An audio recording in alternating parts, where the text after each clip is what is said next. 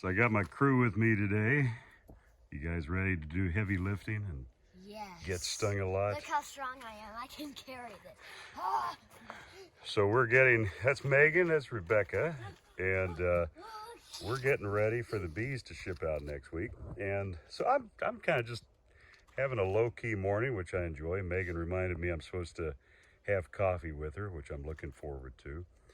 But I just wanted to do a quick little, so what I'm doing here is I use that FLIR gun, which I'll have to do a video on. I've only used it once for grading, and overall I've liked the result of it. I mean, it made it way easier than what I did. I just had a spray can with me of anything that didn't show a heat signature and just sprayed a little yellow dot. However, I did run into some anomalies here, and that is all of the ones that I did spray a yellow dot on, I double checked just to make sure, and I'm glad I did, because here's here's a couple of instances that got a yellow dot, but they've got bees in them, and obviously,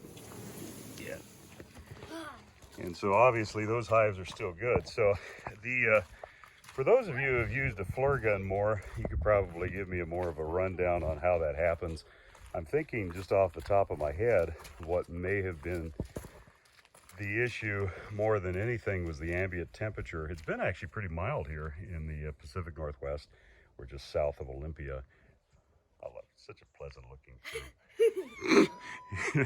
And so what I'm thinking is it was the ambient temperature. There wasn't enough of a difference. So, say if it's freezing, literally, 32 degrees, and you're out using the FLIR gun, there'd be more of a differentiation between the ambient temperature and the heat signature coming off of the cluster. But anyway, whatever the case, I enjoyed using it.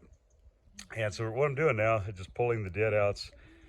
And this tool here, I was watching this one, I can't remember the YouTube channel, but anyways, she was helping a commercial guy get a load ready and was just praising this tool, and I was thinking I feel exactly the same way. This is I think it's called a Hive mover. This one particularly is from Man Lake. Personally, mind you, it's a specialty item. I don't know anything about welding and fabricating, so I mean, I think when I bought it a couple of years ago, it was $600 or $700, and I'm sure the price hasn't gone down with the way things have been the last couple of years, 3 years. But I mean, at the same time, this thing saves your back so well. And just a quick little rundown on the design of it is you have these little spring-powered doohickeys, which with our cleats, it works perfect, because I mean the whole bar just fits under the cleat.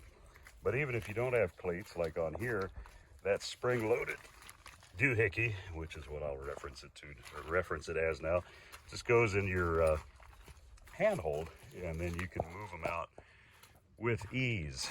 And so we're just getting all the dead outs. Thankfully, there's always more than what I want to see, but I would say we're running about 15% dead outs at this point. And then the other thing you want to do is obviously go and clean your bottom boards, clean those out really good, and make sure that that those are clean, any rot. There's something actually I saw a guy do, I think it's actually my friend Andy, now that I'm thinking about it, down in Oregon, who puts just a piece of tar paper over each pallet just to keep the lids from absorbing so much water. We found last year that, traditionally you do 408 colonies on a semi-load, but last year I think we were only able to do 360, if I remember right, or somewhere thereabouts, because of the weight from the water soaking into the woodenware, which also lends credence to why it's a really great idea to wax or paraffin dip. There's a bee. Paraffin dip your equipment to avoid that. But I also like the idea of just putting a thing of tar paper over the top, or roofing paper, just to kind of keep the extra moisture out. But anyways, yeah, just gonna go through this batch for now.